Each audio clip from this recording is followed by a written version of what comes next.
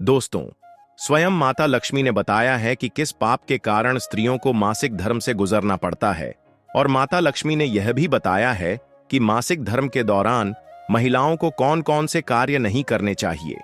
नहीं तो लगता है घोर पाप और आती जीवन में कंगाली। तो माता एवं बहनों, खासकर यह वीडियो आप लोगों के लिए है। यदि आप लोग भी मासिक धर्म के दौरान घोर पाप करने से बचना चाहती हैं तो कृपया वीडियो को अंत जरूर देखें। साथ ही दोस्तों, हम यह भी जानेंगे कि यदि पत्नी मासिक धर्म के दौरान है तो पति को भी कुछ कार्यों को करने से बचना चाहिए। नहीं तो शास्त्रों के अनुसार पति को भी लगता है घोर पाप। दोस्तों, हर महीने महिलाओं को मासिक धर्म की पीड़ा से गुजरना पड़ता है, लेकिन क्या आप इसके पीछे के रहस्य को जानते हैं? प्राचीन पुराणों में मासिक धर्म से जुड़े नियम और उससे जुड़ी कथाओं का वर्णन मिलता है। पद्म पुराण में बताया गया है कि मासिक धर्म के दौरान स्त्री को स्पर्श करने से क्या होता है। इसके साथ ही महिलाओं को मासिक धर्म क्यों आता है, इसके पीछे भी देवताओं और दानवों के युद्ध की एक कथा है। उसी युद्ध के परिणाम स्वरूप महिलाओं को मासिक धर्म की पीड़ा से गुजरना पड़ता है। तो दोस्तों, आइए जानते हैं कि भगवान विष्णु ने देवी लक्ष्मी को इस विषय में कौन सा रहस्य बताया है। लेकिन उससे पहले हमारे चैनल को सब्सक्राइब करके कमेंट में जय माता लक्ष्मी जरूर लिखें। दोस्तों, एक बार माता लक्ष्मी और भगवान विष्णु शेषनाग की शैया पर विश्राम कर रहे होते हैं। तभी देवी लक्ष्मी भगवान विष्णु से पूछती हैं, हे प्रभु, आज मेरे मन में एक शंका उत्पन्न हो रही है। केवल आप ही मेरी इस शंका का समाधान कर सकते हैं। तब भगवान विष्णु कहते हैं, हे प्रिय, तुम्हारे मन में जो भी शंका हो निसंकोच होकर पूछो, मैं तुम्हारी सभी शंकाओं का समाधान अवश्य करूंगा। तब देवी लक्ष्मी कहती हैं, हे प्रभु, किस श्राप के कारण स्त्रियों को मासिक धर्म की पीड़ा सहन करनी पड़ती है? और मेरा दूसरा प्रश्न यह है कि एक रजस्वला स्त्री को कौन से कार्य नहीं करने चाहिए जिससे उन्हें घोर पाप लगता है? तब भगवान विष्णु कहते हैं, हे देवी, आज तुमने मानव जाति के कल्याण के लिए बहुत ही उत्तम प्रश्न किया है। तुम्हारे इन सभी प्रश्नों का उत्तर देव शर्मा की इस प्राचीन कथा से प्राप्त हो जाएगा। इस महान कथा का श्रवण करने मात्र से ही समस्त पापों का नाश होता है। जो भी पति पत्नी इस कथा को ध्यानपूर्वक सुनते हैं उन्हें सौभाग्य की प्राप्ति होती है। इसीलिए हे देवी, आप भी इस कथा को ध्यानपूर्वक सुनिए। तब देवी लक्ष्मी कहती हैं, हे प्रभु, यह देव शर्मा कौन थे? उनका आचार्य भी कैसा था? मैं इस कथा को अवश्य सुनना चाहती हूं। कृपया आप इस कथा को मुझसे कहिए, मैं इसे ध्यानपूर्वक पूरा अवश्य सुनूंगी। तब भगवान विष्णु कहते हैं, हे देवी लक्ष्मी, पूर्व काल की बात है जब मध्य देश में एक अत्यंत शोभायमान और समृद्ध नगरी हुआ करती थी। उस नगरी के लोगों में धर्म, सदाचार और पुण्य कर्म की भावना इतनी प्रबल थी कि चारों ओर का वातावरण पवित्रता से आलोकित रहता था। उसी नगरी में देव शर्मा नाम के एक ब्राह्मण निवास करते थे। देव शर्मा केवल नाम से ही नहीं, अपितु अपने आचरण, चरित्र और ज्ञान के कारण भी सच्चे अर्थों में देव थे। वे सभी शास्त्रों और वेदों का गहन अध्ययन कर चुके थे। देव शर्मा की दिनचर्या अत्यंत नियमित थी।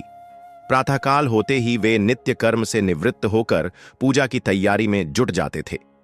प्रतिदिन वे पूजा पाठ के बाद दान का आयोजन करते, जिसमें दरिद्र याचक, विद्यार्थी और सन्यासी अपना आश्रय पाते थे।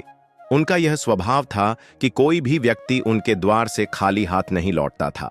यज्ञ, हवन, संध्या वंदन और दान के कार्यों में उनका दिन बीतता और वे एक पल भी धर्म कार्यों से विचलित नहीं होते थे। देव शर्मा की पत्नी का नाम भगना था। वह अपने आप में गुणों की खान थी, पतिव्रता स्त्री थी, जिन्होंने अपना सारा जीवन अपने पति के आदर्शों और धर्म पथ पर समर्पित कर दिया था। वह अत्यंत चरित्रवान थी और उनके मुखमंडल पर ऐसी दिव्यता थी कि देखते ही लोग उनके प्रति आदर भाव से भर जाते थे। भगना अपने पति की हर इच्छा का पालन करती, उन्हें धर्म कार्यों में पूरा सहयोग देती और स्वयं भी गृहस्थी के सभी कार्यों को धर्म पूर्वक निभाती थी। उन्होंने अपने आचरण से यह सिद्ध कर दिया था कि सच्चा पतिव्रता धर्म कैसे निभाया जाता है। भगना का स्वभाव भी अत्यंत शांत और सौम्य था। उनके हृदय में सभी के लिए करुणा थी। वे अपने घर आए याचकों को दान देने में कभी संकोच नहीं करती थीं। निर्धन, भूखे या दुख की लोग जब भी उनके द्वार पर आते थे तो भगना अपनी ममता से भरे हुए हाथों से उन्हें भोजन कराती, वस्त्र देती और आश्रय प्रदान करती थी। उनकी दयालुता और करुणा के चर्चे पूरे नगर में थे। इस प्रकार देव शर्मा और भगना की जोड़ी एक आदर्श दंपति की थी। देव शर्मा एक दिन अपने आंगन में बैठे हुए विचार मग्न थे। उनके मन में आया कि सभी प्रकार के धार्मिक कार्यों के बावजूद उन्होंने अब तक भगवान सत्यनारायण की पूजा नहीं की है, जो हर शुभ कार्य में समृद्ध और सुख शांति का प्रतीक मानी जाती है। उनके मन में श्रद्धा उमड़ पड़ी और उन्होंने निर्णय लिया कि वे अपने घर पर भव्य सत्यनारायण पूजा का आयोजन करेंगे। इस पूजा में वे न केवल ब्राह्मणों को बल्कि नगर के सभी निवासियों को आमंत्रित करेंगे, ताकि सभी के जीवन में धर्म, सुख और शांति का संचार हो सके। देव शर्मा ने स्वयं जाकर नगर के प्रमुख ब्राह्मणों और अन्य लोगों को पूजा का निमंत्रण दिया। वे प्रत्येक घर में जाकर आदर पूर्वक सभी से विनम्रता से निवेदन करते कि वे उनके घर पधारे और भगवान सत्यनारायण की पूजा में शामिल होकर अपना आशीर्वाद प्रदान करें। ब्राह्मणों और नगरवासियों को उनका निमंत्रण स्वीकार करते हुए अत्यंत प्रसन्नता हो रही थी, क्योंकि सभी जानते थे कि देव शर्मा कितना धर्मपरायण और पवित्र आत्मा थे। आखिरकार वह पावन दिन आया जब देव शर्मा ने सत्यनारायण की पूजा का आयोजन किया। वे पूजा की विधियों में पूरी तरह तल्लीन हो गए। उन्होंने मंत्र उच्चारण के साथ भगवान का आह्वान किया, हवन में आहुति दी और पूरे विधि पूर्वक पूजा संपन्न की। पूजा में भगवान सत्यनारायण का सुंदर स्वरूप स्थापित किया गया था और पूरा घर देवी देवताओं की उपस्थिति से जैसे पवित्र हो गया था। देव शर्मा की पत्नी भी अत्यंत श्रद्धा भाव से पूजा में सम्मिलित थी और पूजा की सभी सामग्री का ध्यान रख रही थी। पूजा संपन्न होने के बाद देव शर्मा ने नगर के सभी ब्राह्मणों को सम्मानपूर्वक घर के अंदर बुलाया और उनके स्वागत के लिए सुंदर आसनों की व्यवस्था की और प्रत्येक ब्राह्मण को अपने हाथों से स्थान पर बैठाया। फिर स्वादिष्ट भोजन परोसा गया, जिसमें मिष्ठान, फल और विभिन्न प्रकार के स्वादिष्ट व्यंजन थे। ब्राह्मणों ने भोजन किया और उनके मुख पर संतोष और प्रसन्नता झलक रही थी। देव शर्मा ने उन्हें अपने हाथों से भोजन परोसा और मन से उनके प्रति आदर व्यक्त किया। भोजन समाप्त होने के बाद देव शर्मा ने सभी ब्राह्मणों को वस्त्र, आभूषण और अन्य उपहारों का दान दिया। उन्होंने भगवान का स्मरण करते हुए उनसे आशीर्वाद प्राप्त किया। ब्राह्मणों ने उन्हें अपनी शुभकामनाएं दी और वहां से विदा हुए, देव शर्मा को आशीर्वाद देते हुए कि भगवान सदैव उनकी रक्षा करें और उनके कुल की कीर्ति बढ़ाए। इसके बाद देव शर्मा ने अपने परिवार के अन्य सदस्यों, रिश्तेदारों और नगर के अन्य दीन दुखी लोगों को भी भोजन करवाया। सभी को भोजन कराने के बाद उन्होंने अपने हृदय में संतोष और तृप्ति का अनुभव किया। रात्रि के समय जब पूजा और भोज की सारी व्यवस्था पूर्ण हो गई, देव शर्मा अपने घर के द्वार पर खड़े होकर निश्चिंत भाव से सोच रहे थे। तभी उन्होंने देखा कि उनके घर के सामने एक विचित्र दृश्य था। एक कुतिया और एक बैल आपस में बात कर रहे थे। देव शर्मा को यह अत्यंत अद्भुत और अजीब लगा, क्योंकि आम तौर पर पशु इस प्रकार से संवाद नहीं करते। वह ध्यानपूर्वक उनकी बातें सुनने लगे। कुतिया, जो एक दुख भरे स्वर में बोल रही थी, ये कह रही थी, हमने पिछले जन्म में अपने पुत्र देव शर्मा का पालन पोषण और शिक्षा दीक्षा तो की, लेकिन लोभ और मोह के कारण हम कुछ पापों के भागी बन गए और यही कारण है कि हमें इस जन्म में कुतिया और बैल के रूप में जन्म लेना पड़ा है। बैल ने गहरी आवाज में उत्तर दिया, हाँ, हमारे पापों का प्रतिफल है कि हमें ऐसे शरीर में जन्म लेना पड़ा है, लेकिन हमारा पुत्र देव शर्मा इतना धर्मात्मा है, इतना पुण्यशल है कि उसकी पूजा और धर्म कार्यों के फल स्वरूप हमें भी मुक्ति की आशा जागती है। यह सुनते ही देव शर्मा स्तब्ध रह गए। उनके सामने साक्षात उनके माता पिता थे, जो पिछले जन्म के पापों के कारण इस जन्म में पशु योनि में जन्मे थे। उनका हृदय करुणा और प्रेम से भर गया। वे सोचने लगे, मेरे माता पिता जिन्होंने मुझे इस संसार में लाया, उनकी मुक्ति के लिए मैं क्या कर सकता हूं। इस चिंता में वे रात भर सो नहीं पाए। उनका मन व्याकुल था और वे भगवान का स्मरण करते हुए उपाय सोचते रहे। अंततः उन्होंने निश्चय किया कि इस समस्या का समाधान केवल मुनि वशिष्ठ जी ही बता सकते हैं। मुनि वशिष्ठ को धर्म और कर्म का ऐसा गहन ज्ञान था कि वे अवश्य ही उनके माता पिता की मुक्ति का मार्ग सुझा सकेंगे। जैसे ही सुबह हुई, देव शर्मा स्नान आदि से निवृत्त होकर मुनि वशिष्ठ जी के आश्रम की ओर चल पड़े। आश्रम पर आते ही मुनि वशिष्ठ जी ने देव शर्मा का स्वागत किया। वशिष्ठ जी कहने लगे, हे ब्राह्मण श्रेष्ठ, आज किस कारण से आपका हमारे आश्रम में आगमन हुआ है? आप बहुत दुखी दिखाई पड़ते हो। आपके दुख का क्या कारण है, हमें बताओ। तब देव शर्मा कहता है, हे मुनिवर, आपको मेरा प्रणाम है। आपके दर्शन से आज मेरा जन्म सफल हुआ है। हे मुनीश्वर, आज मैं आपके पास एक शंका लेकर आया हूं। कृपया आप ही मुझे इस दुख से बाहर निकाल सकते हैं। मैं अत्यंत दुखी और दुर्बल हो गया हूं। वशिष्ठ जी कहते हैं, हे ब्राह्मण, दुख ना करो। तुम्हारी जो भी शंका हो निसंकोच होकर पूछो, मैं अवश्य तुम्हारी शंका का समाधान करूंगा। फिर देव शर्मा कहता है, हे मुनिवर, कल मैंने अपने घर पर भगवान विष्णु का पूजन किया तथा अनेक ब्राह्मणों को और भूखे लोगों को भोजन कराया। विधि पूर्वक भगवान का पूजन किया। फिर मेरे द्वार पर एक कुतिया और एक बैल आ गया। दोनों मेरे घर के सामने खड़े होकर बात कर रहे थे। कुतिया ने गहरी पीड़ा और दुख भरे स्वर में उस बैल से कहना शुरू किया कि हे स्वामी, आज जो घटना घटी वह अत्यंत विचलित करने वाली थी। हमारे पुत्र के घर में ब्राह्मणों के भोजन के लिए शुद्ध दूध का बर्तन रखा हुआ था। उस दूध को विशेष रूप से पूजा के बाद ब्राह्मणों को परोसने के लिए रखा गया था। पूरा घर पूजा के कार्यों में व्यस्त था और कोई इस ओर ध्यान नहीं दे रहा था कि इस पवित्र दूध के बर्तन के पास अचानक एक विषैला सांप आकर अपना फन फैलाकर बैठ गया। जैसे ही मेरी दृष्टि उस ओर गई, मैंने देखा कि वह सांप धीरे धीरे उस दूध के बर्तन के पास जा पहुंचा। फिर उसने अपना विष उस दूध में उगल दिया। जब मैंने यह देखा तो मेरे हृदय में चिंता और भय उत्पन्न हो गया। वह दूध यज्ञ के उपरांत बनने वाले भोजन का हिस्सा बनने वाला था। कल्पना कीजिए, यदि उस विषैले दूध से भोजन बनता और ब्राह्मणों तथा अन्य अतिथियों ने उस भोजन का सेवन कर लिया होता तो कितनी भयानक त्रासदी हो जाती। मेरे मन में यह विचार आया कि मेरे अपने पुत्र के घर में होने वाले इस पवित्र कार्य में इस प्रकार का संकट आ गया है और यदि मैं इसे नहीं रोकती तो इसका परिणाम न जाने कितना भयंकर होता। कुतिया ने दर्द भरे शब्दों में आगे कहा, मैंने तत्काल एक साहसिक निर्णय लिया और बिना किसी और बात की परवाह की उस विषैले दूध के बर्तन में से सारा दूध पी लिया। मुझे यह भली भांति झांत था कि इस विषैले दूध को पीने से मेरी मृत्यु भी हो सकती है, परंतु मैंने सोचा कि यदि मेरे प्राणों की आहुति देकर इतने सारे निर्दोष लोगों का जीवन बच सकता है तो यह मेरा कर्तव्य है। यह सोचकर मैंने वह विष भरा दूध पी लिया। मुझे लगा कि मैंने एक धर्म का कार्य किया है, लेकिन मेरी यह बलिदान भावना मेरी बहू की दृष्टि में नहीं आई। जैसे ही मेरी बहू ने मुझे दूध का बर्तन खाली करते हुए देखा, वह मुझ पर अत्यंत क्रोधित हो गई। उसने बिना कारण पूछे मुझ पर बुरी तरह से प्रहार करना शुरू कर दिया। उसने मुझे इतनी बेरहमी से पीटा कि मेरा शरीर आहत हो गया। मेरी हड्डियां जैसे टूट सी गईं और मैं भयंकर पीड़ा में डूब गई हूं। उसके प्रहार से मेरा शरीर इतना घायल हो गया है कि मैं अब मुश्किल से चल पा रही हूं। मेरे पैरों में इतना दर्द है कि कदम कदम पर ऐसा लगता है कि मैं गिर जाऊंगी।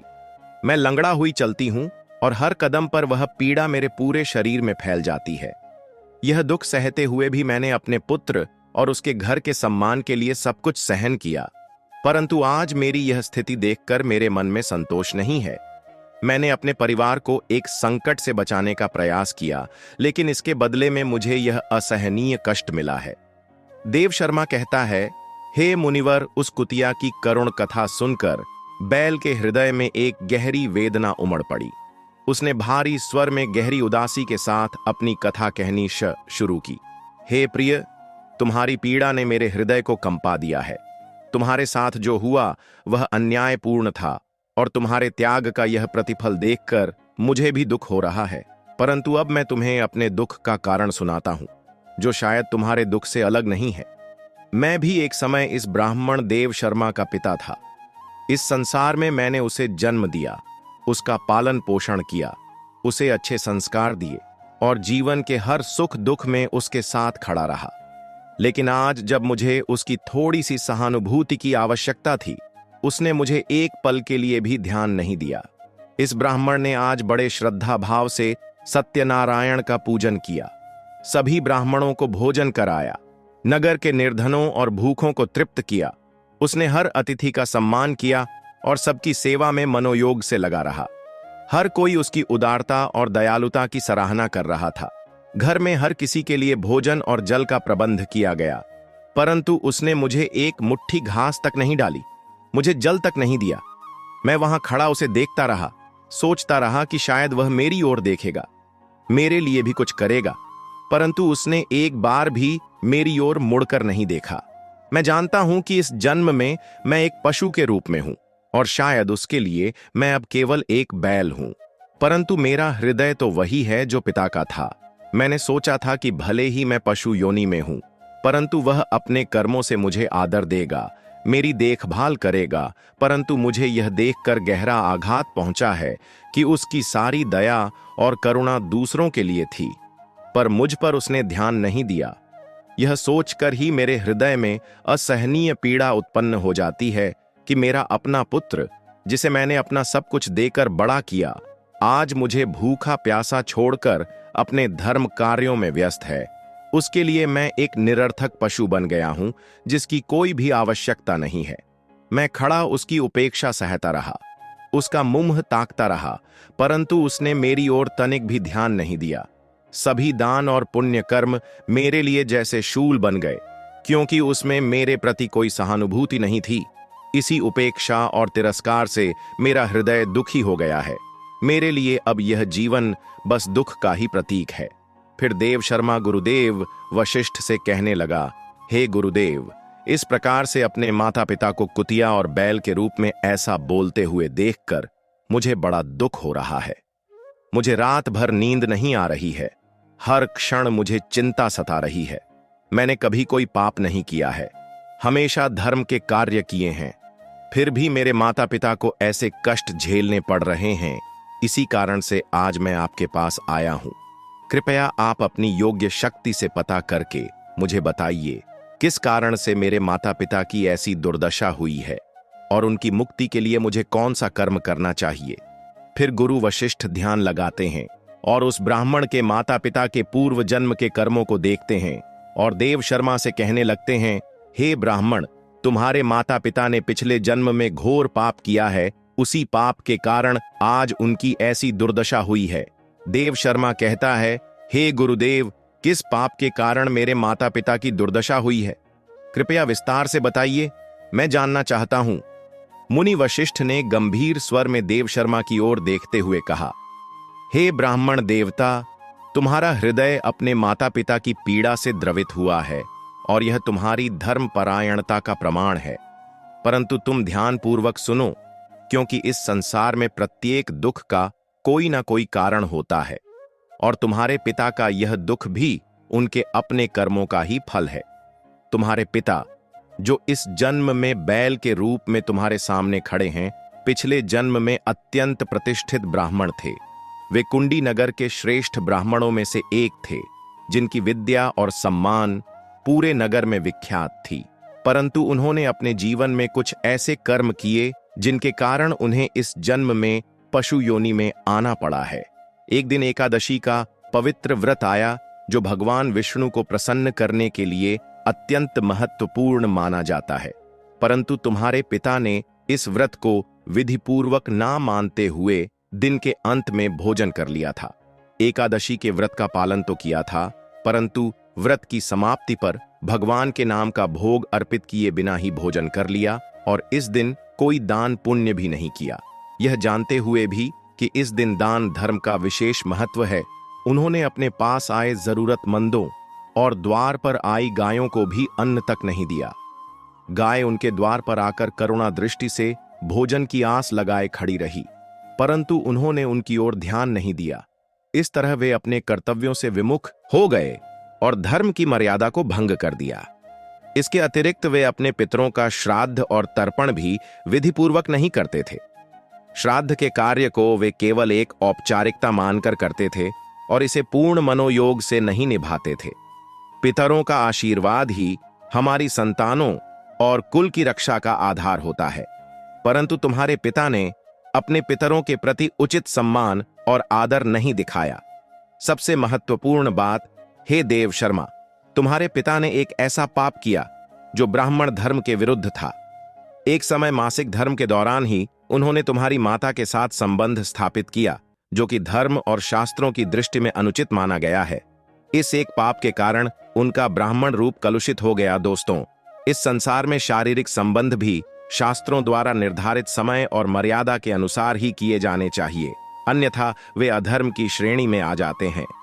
तुम्हारे पिता ने इस नियम का उल्लंघन कर अपने कर्मों में दोष उत्पन्न किया और यही उनके पापों का प्रमुख कारण बना है।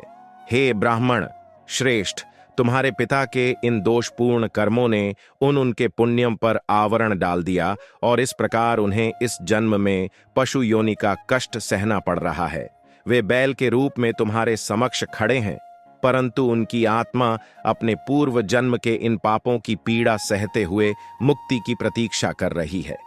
मुनि वशिष्ठ ने देव शर्मा की ओर गंभीरता से देखते हुए कहा, हे ब्राह्मण, तुमने अपने पिता के पापों का कारण सुना, अब ध्यानपूर्वक अपनी माता के बारे में भी सुनो। धर्मशास्त्र में स्त्री के लिए मासिक धर्म के समय कुछ विशेष नियम मर्यादा स्थापित की गई है, जिनका पालन करना आवश्यक होता है, परंतु तुम्हारी माता ने इन मर्यादाओं का उल्लंघन किया है, जिसके कारण उन्हें भी महापाप का भागी होना पड़ा। तुम्हारी माता जब रजस्वला अवस्था में थी तब भी उन्होंने भोजन बनाया। इस अवस्था में शास्त्रों के अनुसार भोजन बनाना वर्जित माना गया है, क्योंकि उस समय स्त्री को विश्राम करना चाहिए और किसी भी पवित्र कार्य से दूर रहना चाहिए।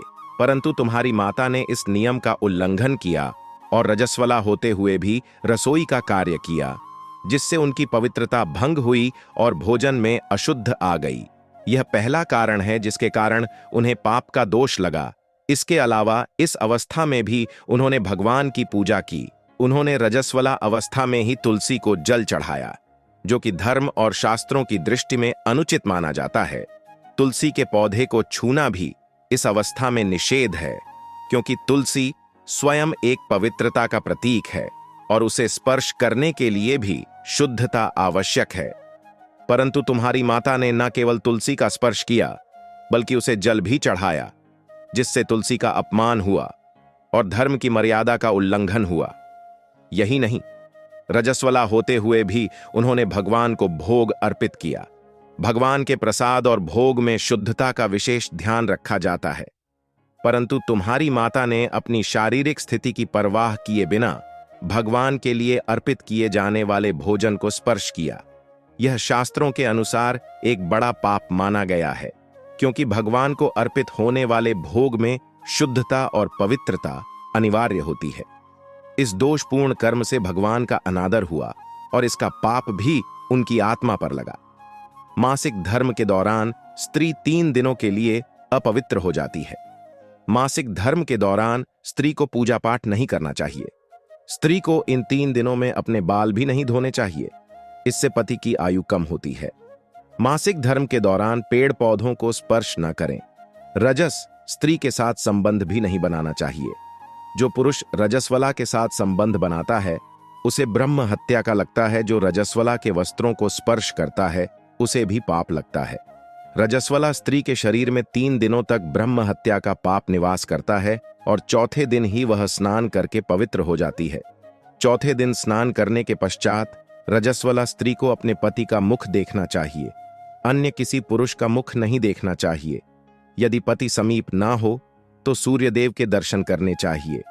गुरु वशिष्ठ जी आगे कहते हैं, हे ब्राह्मण, इसी पाप के कारण तुम्हारे पिता को बैल और तुम्हारी माता को कुतिया का जन्म प्राप्त हुआ है। देव शर्मा कहता है, हे मुनीश्वर, अब आप मुझे मेरे माता पिता की मुक्ति के लिए कोई उपाय बताइए।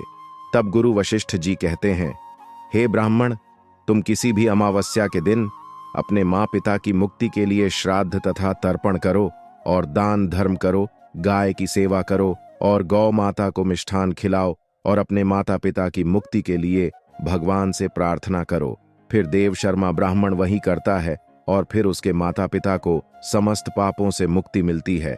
आगे भगवान विष्णु माता लक्ष्मी से कहते हैं, हे देवी, मैंने तुम्हें रजस्वला स्त्री को कौन से कार्य नहीं करने चाहिए इस विषय में बता दिया है। अब मैं तुम्हें बताता हूं किस कारण से स्त्री को मासिक धर्म से गुजरना पड़ता है। सतयुग में काल के नाम से प्रसिद्ध दानव हुआ करते थे। दानव होने के कारण उनका स्वभाव उग्र था और वे हमेशा ही युद्ध करने के लिए तत्पर रहते थे। फिर एक दिन सभी दानव वृत्तासुर के साथ मिलकर स्वर्गलोक पर चढ़ाई करने लगे। उन असुरों के पास भयंकर शक्तिशाली अस्त्र थे जिसका देवता सामना न कर सके और भागकर ब्रह्मदेव के पास चले गए। फिर ब्रह्मदेव ने उन्हें असुरों को परास्त करने का उपाय बताते हुए कहा, हे इंद्र, तुम इसी क्षण महर्षि दधीच के पास जाओ। वे हड्डियों से तुम्हें अस्त्र शस्त्र प्रदान करेंगे। उन्हीं अस्त्रों का प्रयोग करके तुम वृत्तासुर का वध कर सकोगे। फिर सभी देवता महर्षि दधीच के आश्रम पर जाते हैं और उन्हें प्रार्थना करके अस्त्र प्रदान करने की विनती करते हैं। फिर संसार के कल्याण के लिए महर्षि दधीच अपने केवल बुरे लोगों को देखा और अच्छे लोगों को भी उन्हीं में शामिल कर दिया। लेकिन जो जैसा कर्म करता है उसे वैसा ही फल भी मिलता है। तब कुत्ता कहता है, ठीक है प्रभु, मैं आपको एक और कहानी सुनाता हूं। ध्यानपूर्वक सुनिए कि लोग कितने गिरे हुए और घटिया सोच वाले होते हैं। राजा बनकर भी वे संतुष्ट नहीं होते। किसी नगर का एक राजा एक दिन शिकार खेलने जंगल में गया। शाम को जब वह घर की तरफ लौट रहा था तो उसे बहुत तेज भूख लग रही थी। पास में ही एक किसान अपने खेत में काम कर रहा था। राजा ने किसान से कहा, मुझे पानी पिला दो। किसान के पास पानी तो नहीं था, लेकिन उसके खेत में तरबूज की फसल खड़ी थी। उसने एक बड़े से तरबूज को काटकर राजा को दिया। उस तरबूज में इतना रस निकला कि उसके रस को कर राजा की प्यास बुझ गई। फिर राजा ने किसान से पूछा, तुम अपने राजा को कितना कर देते हो? किसान ने उत्तर दिया, 1 टका बीघा। यह सुनकर राजा सोचने लगा कि किसान की पैदावारी तो बहुत है और यह केवल 1 टका बीघा ही कर देता है। इस पर कर की दर और बढ़ानी चाहिए। राजा ने अपने मंत्री से कहकर किसानों पर कर की दर बढ़ाने का हुक्म दे दिया।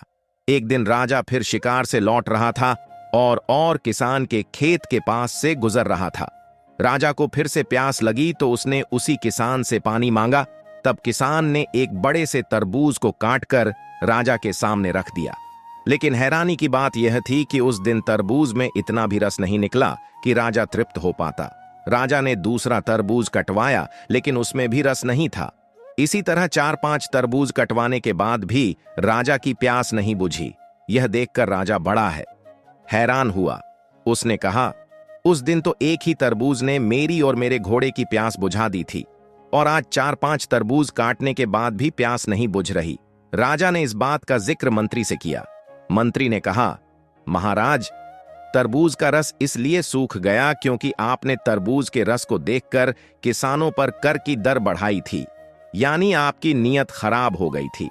यदि आप किसी के बारे में गलत सोचेंगे तो निश्चित रूप से सामने वाला भी आपके प्रति अच्छा नहीं सोचेगा। राजा के मन में जैसे ही लालच आया वैसे ही पृथ्वी ने अपने रस को छुपा लिया। इसलिए हमें ईमानदारी से जीना चाहिए और ईमानदारी से खाना चाहिए। बुरी सोच सामने वाले को भी बुरा बनने के लिए विवश कर देती है। यही प्रकृति का नियम है। कुत्ता कहता है, इसलिए प्रभु, मैं मनुष्य नहीं बनना चाहता, आप मुझे कुछ और बना दो धर्मराज। कुत्ते की बात सुनकर बहुत प्रसन्न होते हैं और उसे वरदान देते हैं, जाओ, हम तुम्हें दिव्य रूप दे रहे हैं। देवता बनकर तुम स्वर्ग के सारे सुख सुविधाओं का आनंद लो। इस प्रकार वह कुत्ता देवता बनकर स्वर्ग में चला जाता है। दोस्तों, कहानी कैसी लगी कमेंट में जरूर बताएं। यदि कहानी अच्छी लगी हो तो वीडियो को लाइक करें और हमारे चैनल को सब्सक्राइब करें। साथ ही कमेंट में जय श्री कृष्ण जरूर लिखें। धन्यवाद।